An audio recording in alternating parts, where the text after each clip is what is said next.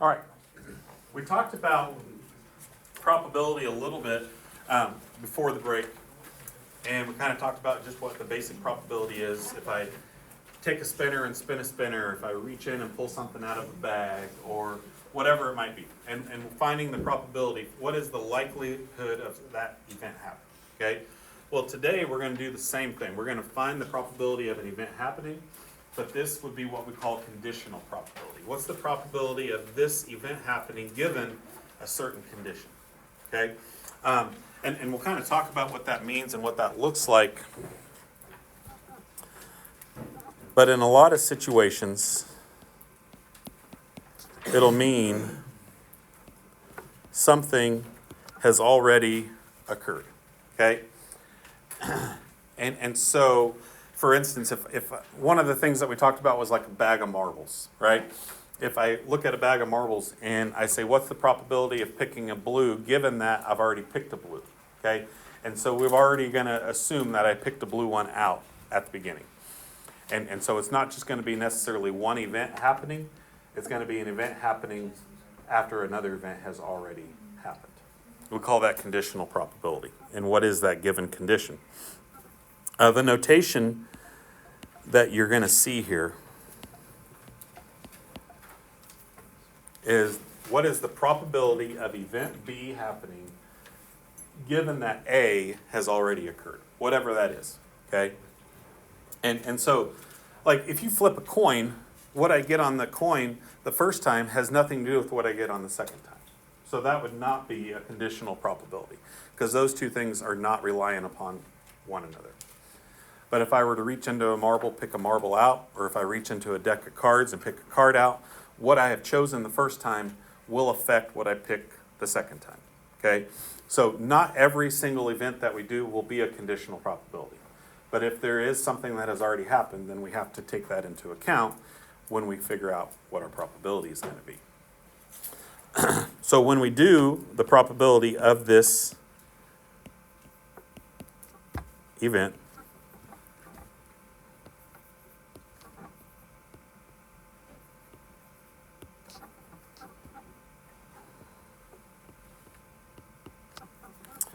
and it'll make more sense when we put this with some examples. But on top, we're gonna say what is the probability of both A and B occurring? What is the likelihood of both of those events happening out of just A? Okay? And so A is a limited number. It's not going to be the whole set of marbles. Maybe it's just the blue marbles, or maybe it's just the red.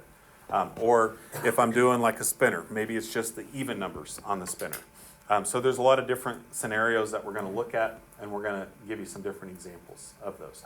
So this may not make a whole lot of sense right now, but I'll do some examples so it makes a little bit more sense. Because each scenario or each event that we have is going to be a little bit different as we go through it. All right, so on this first one, we have the numbers 1 through 20 in a bag, okay? Let's say I put a slip of paper with the numbers 1 through 20, I put them into a bag, and I just want to reach in and I want to pick out, like if you're number 4, you win a prize, right? Then that's what we've got here. The numbers 1 through 20 are going to be chosen at random out of a bag or whatever. I know it doesn't say a bag, but that's the way I kind of envision this, okay? So what's the probability of getting a prime number given that the number is greater than 8, okay? So this right here is our total number of things that we're pulling out of, okay? So we're not looking at all 20 numbers in this scenario. We're only looking at numbers that are bigger than 8. So if I have the numbers 1 through 20, there's 20 numbers, right? If I only look at the numbers that are bigger than 8, how many numbers does that leave me?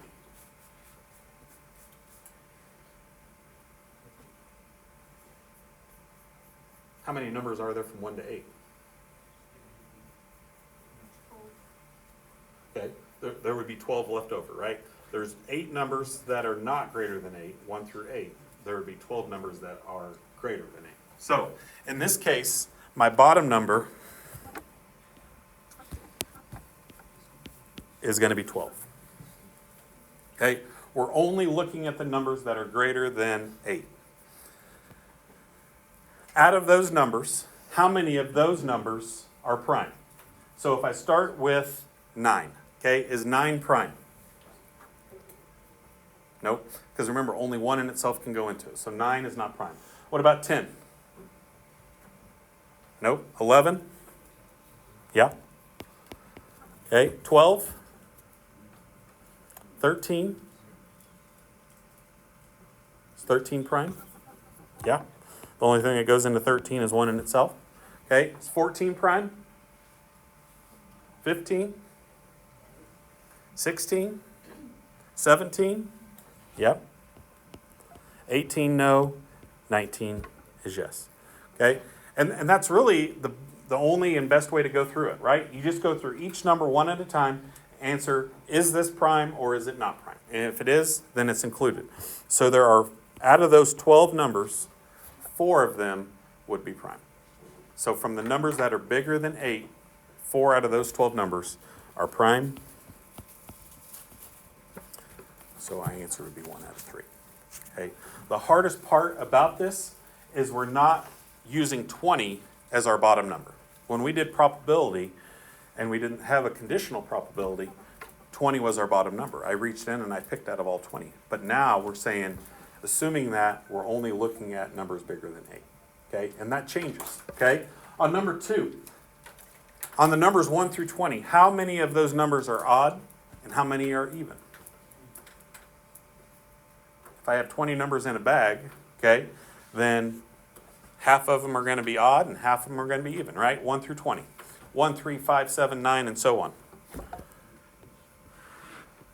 So if I have 20 numbers in a bag, 10 of them would be odd, 10 would be even. Okay, but we're only talking about odd numbers. So that's why I'm always starting with the second number first. Okay, we're only looking at the odd numbers from 1 to 20. Out of those 10 odd numbers, 1, 3, 5, 7, 9, and so on, up to 19, how many of them are multiples of 3? Well, 3 counts as a multiple of 3. 6? 6 is a multiple of 3. Is it also odd? No. 9? Yeah. 12 is no. 15 is yes. 18 is no. And it would just be those 3. Okay? So it would be 3 out of 10. If it reduces, reduce it. If it doesn't, that's my answer. 3 out of 10. And I'm done. Okay? Probably going to be best just to leave it as a fraction today and not try to go to a decimal. Depends kind of on the problem, but in most cases, fractions are the best. Okay. I won't do every single one of these, but let's look at number 3. Okay, perfect squares. Just so we kind of are familiar with some of the terminology that we're going to be seeing. We've talked about prime numbers, we've talked about even, and we've talked about odd. Perfect squares, what numbers are perfect squares? What does it mean to be a perfect square?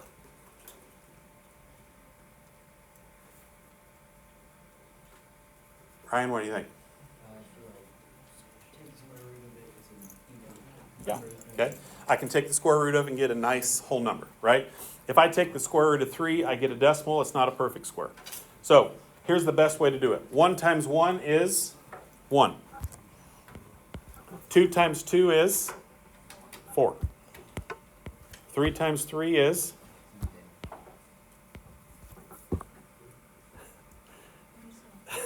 4 times 4 is 16, okay? Those are the only perfect squares that are less than 20, okay? Because 5 times 5 is 25. So we're still looking, the numbers 1 through 20. We have 4 perfect squares in that group. And out of those 4 perfect squares, okay, we want to know how many of them are at most 15. So that means 15 is the most it can be. How many of those 4 numbers are at most 15? 3. Okay. 3 out of 4. Okay. You got to be really careful with like at most or at least. At most means that's the most it can be. At least means that's the least it can be. What's the lowest it can be? Okay. Coming down here. On numbers 5 and 6, we've got a bag that has 8 red, 2 blue, 4 yellow, and 6 white marbles. Okay? So on number 5, what's the probability that my marble is red given that it's not blue? Okay? So once again, I don't need to add up all the marbles that are in the bag. That's what we did last week or when we did this before. And all I want to know here is how many marbles are not blue. 8 red, we can't count these, 4 yellow, and 6 white. So 8 plus 4 plus 6 would give us 18 marbles, right? We're counting everything that's not blue. Out of those 18 we're looking at, how many of them are red? Well, 8 red marbles. So 8 red out of the ones that are not blue. This one also reduces, so that would be 4 out of 9. Okay?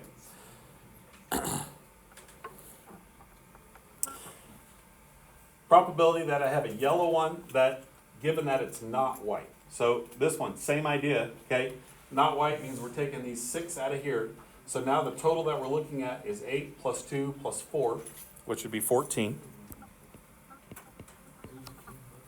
And out of those 14, how many of them are yellow? That would be 4.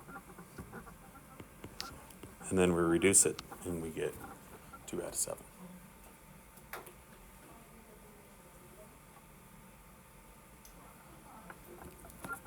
Okay, here's a little bit different scenario. Probability that I have a shaded section given that it's a vowel. Okay, but I always like to do the bottom number first. Thank you. Have a good day. Okay, so vowels. Vowels are what letters? A-E-I-O-U. We're not going to include Y here. So I know sometimes we say Y is included, but we're just going to use the 5 letters that we consider to be vowels. So we have A, 2, 3, 4. Okay? U is not on the spinner. So we only have 4 vowels on the spinner. We don't have all 5. Out of those 4, how many of those 4, we're only looking at those 4 sections, how many of them are shaded? A is shaded, E is shaded, I is not, O is. So 3 out of those 4 are shaded. Doesn't reduce, so we're done. Okay, try number 8. See if you can get number 8. Okay, what's a consonant?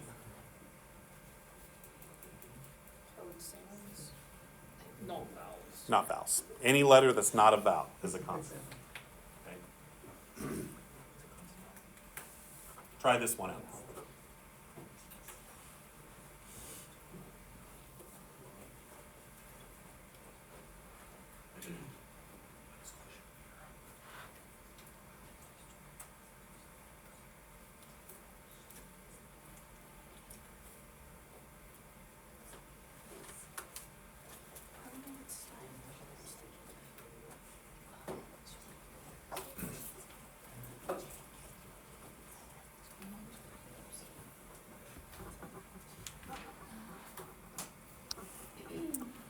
Okay, so this one's a little bit different.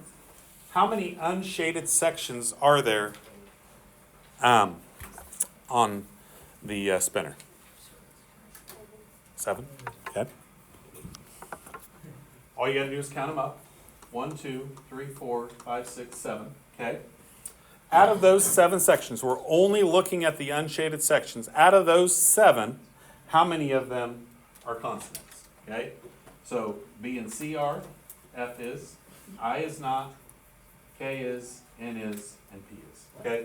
So all of them are unshaded except for I. So 6 out of the 7. Okay? But that's why I always like to do this part first, because we're only looking at that group. Okay? I'm going to say that a lot today. We're not looking at the whole spinner, we're just looking at a smaller group from within that spinner. Okay, a deck of cards. We kind of talked about some of the things about a deck of cards, and I know some of you are more familiar with cards than others. Find the probability that a card is an ace given that it is a diamond. Okay?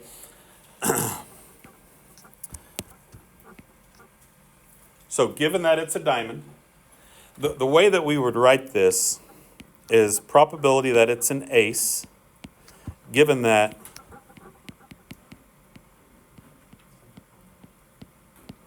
it's a diamond. Okay? How many diamonds do I have in a deck of cards?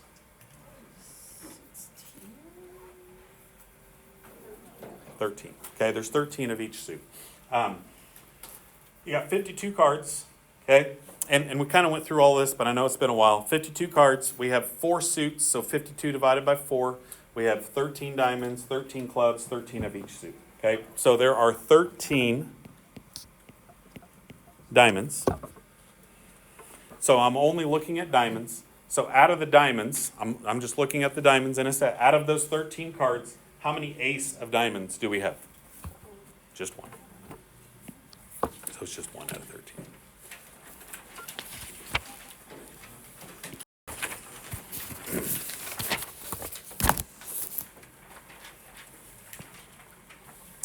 All right, so now instead of looking at like some type of event, we actually have probability given to us, and we have to use that probability to answer a question.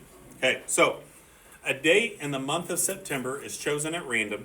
Find the probability that it is an even number given it is before September 20th. So how many days on the calendar do we have in September before September 20th?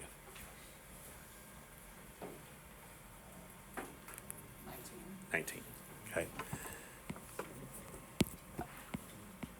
We're not including September 20th. If it said on or before September 20th, we would include September 20th. But here it just says before. So you got to really read these carefully. So we're looking at the first 19 days of September. Out of those 19 days, how many of them are even?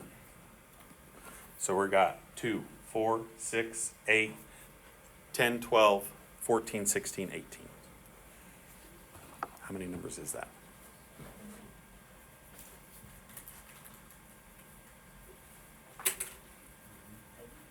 Close. 9. Yeah. Okay, and if it helps, you could list them out. 2, 4, 8. Oops, I forgot 6. 8.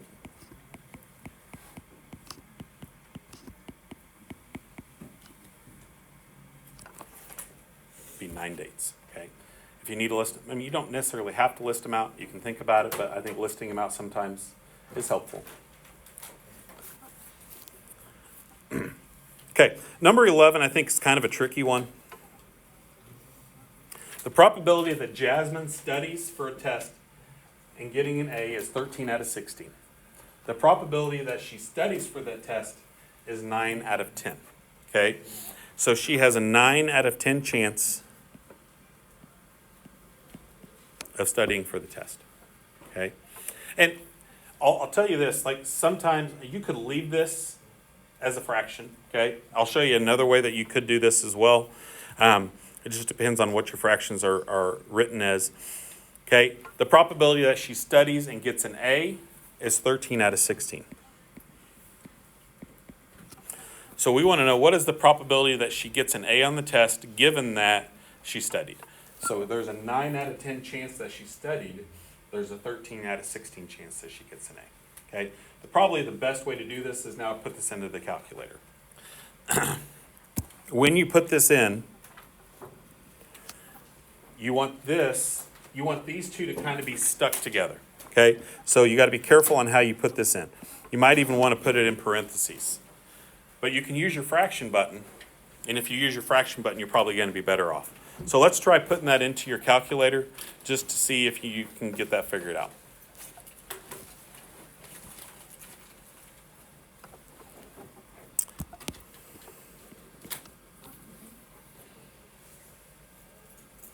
So if you don't have your calculator out, let's get your calculator out and let's try putting that in.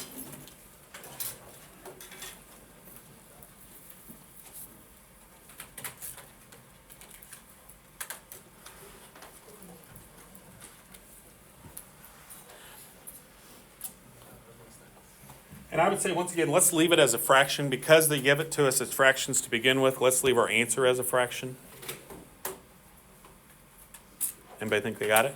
65 over 72. Okay. So 65 over 72 is what we're going to end up with there. If I really wanted to, if I changed that to a decimal, it would be like 0.903. So she'd have about a 90.3%. I know that means a little bit more. A 90% chance means that's pretty likely to happen. If she studies, she's going to probably have a good chance of getting an A. But this would probably be the way that we would choose to leave it. Okay, does anybody need help getting 65 over 72 on their calculator? Everybody able to get that? Okay. Okay, same thing here. A car lot has both used and new cars. 86% of cars on the lot are new. 45% of the cars are new and also have a sunroof. Find the probability that a randomly chosen car with a sunroof, given that it is a new car. Okay, so first of all, 0.86 has to go on bottom. Hey, that 86% of the cars are new. Out of those 86%, we're only looking at that group of cars, 45% of them have a sunroof. I think it's easier here to change this to a decimal. If you just did 45 over 86, that would work as well. 45 over 86, I don't think reduces, so that would be your reduced fraction.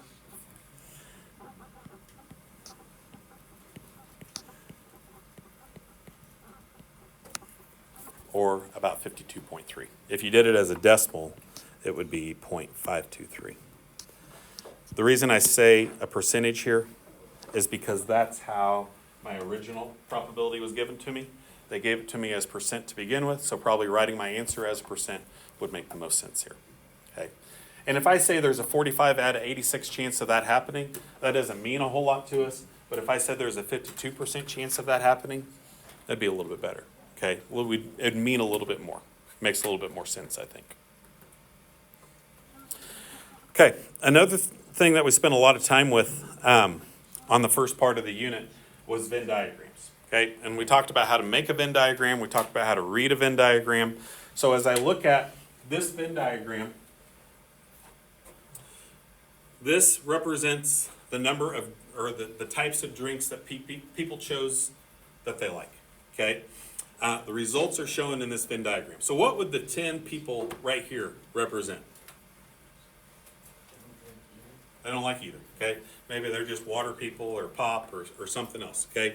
They're not coffee or tea drinkers, okay? The 12 people here are the people that do both, right? This whole circle, this is where a lot of people struggle with. This whole circle represents coffee. So 36 people say that they like coffee and 16 people said that they like tea. You have to include the number in the middle, okay? So that's really important because when I say what's the probability that you drink coffee given that you drink tea? So how many people drink tea? 16, okay? 16 people drink tea. Out of those 16 people, how many of them also drink coffee?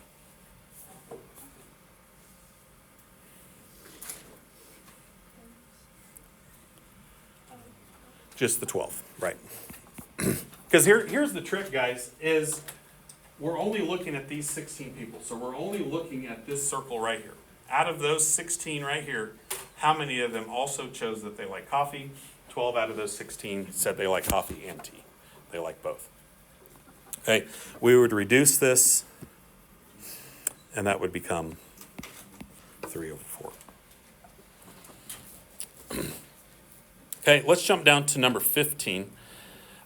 Here's the other thing that I would tell you is make sure, if we're doing probability, can the number on top ever be bigger than the number on bottom? No, why not, Arthur? Because they didn't want it to be a fraction. It wouldn't be, yeah, it would be bigger than 1, right? And can I have a probability that's bigger than 100%? No, that wouldn't make sense, right? That cannot happen. You never hear a weatherman saying, there's a 150% chance for rain today, right? Can't do that. Doesn't work. Okay, so jumping down to number 15. Probability that someone does not drink coffee, given that they do not drink tea. So how many people in this Venn diagram do not drink tea? 34, okay? Anybody that's not in the tea circle. So we're going to add up 10 and 24. There's 34 people that are not in the tea circle. Out of those 34 people, we're only looking at those 34, how many of them do not drink coffee? 10. The 10 people that are on the outside. These 24 do drink coffee. These 10 do not. Okay? And then we would reduce it.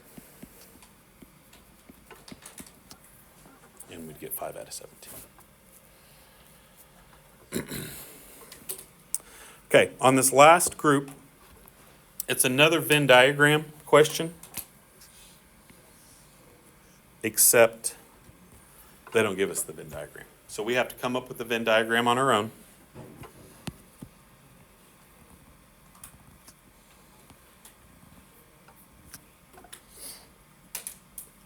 Okay, 400 freshmen at this high school. And we're looking at the classes that they take. And the two classes that we're looking at here are band and chorus.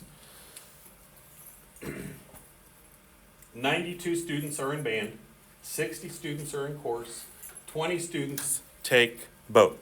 And what we talked about when we do Venn diagrams is we always start inside out, okay? So the 20 is the overlap. So there's 20 that go inside. Okay, and then here, there are 60 students in chorus.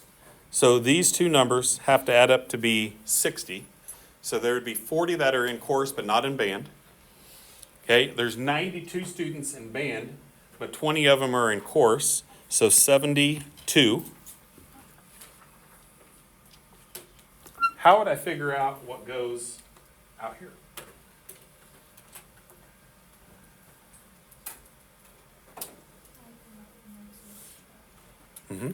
We got 400 total students, so I got to take 400 minus those 3.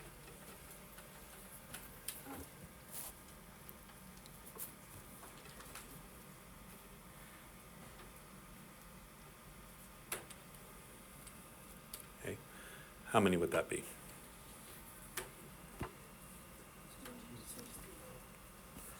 268.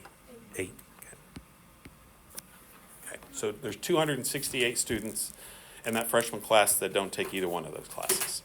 Okay, and we may or may not need that number, but I'm going to go ahead and put it in there just so it looks like the last one that we did. Okay, 16. What's the probability that a student is in chorus given that they are in band? So how many people are in band?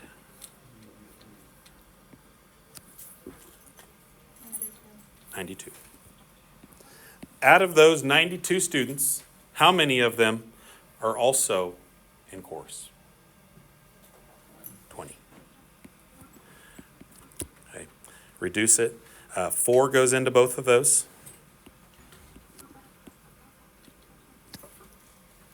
So it will become 5 over 23. Okay, let's go down to number 18. What's the probability that someone is in band given that they are not in chorus? Okay? So here's the thing that we need here. There are 60 students in chorus. So how many students are not in chorus?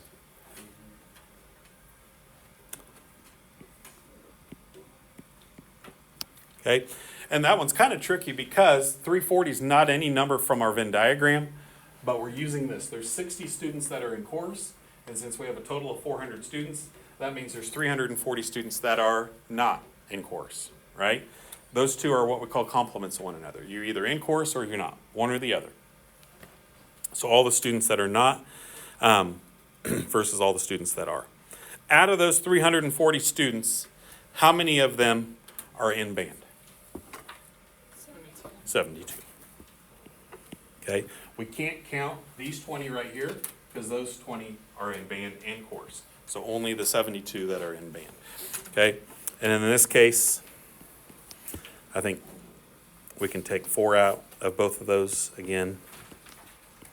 Most of your calculators will reduce that for you if you just put it into your calculator, into your fraction button.